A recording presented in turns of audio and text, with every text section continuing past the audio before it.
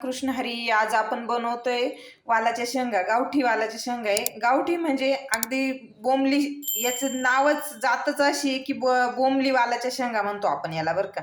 त्यात दुसरे पण असतात, पापडी वाल एक असतो, बोंबली एक असतो आणि अजून एक बारीक वाला असतो. तर आपला हा बोंबली वालाच्या शेंगा आहेत. याला असं आपण रस्सा भाजी बनवणार आहे याची छान अशी. आपलं तेल तापलंय बघा. आपण आता मोहरीची फोडणी घालू आणि लसूण मी छान असं चेचरून घेतलाय बरं का. अख्खा लसूण नाही टाकायचा. लसूण कधी पण भाजीला एकदम असं छान कुटून घ्यायचा. बघा आपला लसूण तडतडलाय. आपण बघा आपल्या मोहरी तडतडली. आपण लसूण टाकू आता. हे आले जिरे, कढीपत्ता आणि आपण स्वच्छ करून घेतलेल्या वालाच्या शेंगा. खूप छान भाजी बनते बरं का याची.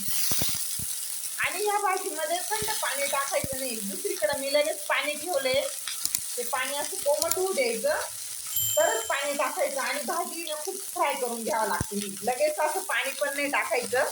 बघा आपण आता त्यात आलू टाकू. हे आलं आपलं लाल तिखट. आणि खूप असे मसाले पण नाही वापरायचे आपल्याला, सिंपल भाजी बनवायची.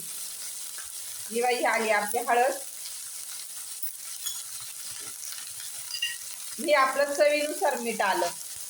आपण वाटण घालून भाजी बनवणारी, रस्सा भाजी बनवणारी, ही सुकी नाही बनवते आपण.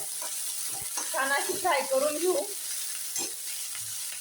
आपली भाजी फ्राय करून झाली. आता आपण एक वाफ ठेवू. कमी गॅस करून वाफ भरून देऊ बरं का. बघा आपले 2 मिनिटं झाले. वाफ काढून घेऊ.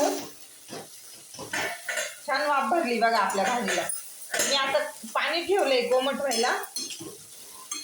बघा आपली कोथिंबीर टाकून घेऊ. ही आली आपली कोथिंबीर, भरपूर टाकली आहे. लगेच पाणी पण टाकून घेऊ. हे आलं आपलं कोमट पाणी. आता मोठ्या गॅसवर छान उकळवून घेऊ. भाजी उकळोपर्यंत मी वाटण करून घेते. तीळ, शेंगदाणे आणि थोडं खोबरं याचं छान असं वाटण बनवून घेऊ. भाजी चेक करू आपण शिजली का. झाली बरं का आपली भाजी. आता वाटण टाकून घेऊ. हे बघा हे आलं आपलं वाटण. इतकी छान लागते ना ही भाजी. तुम्ही नक्की बनवा, खा आणि मला एक सबस्क्राईब करा. रामकृष्ण हरी.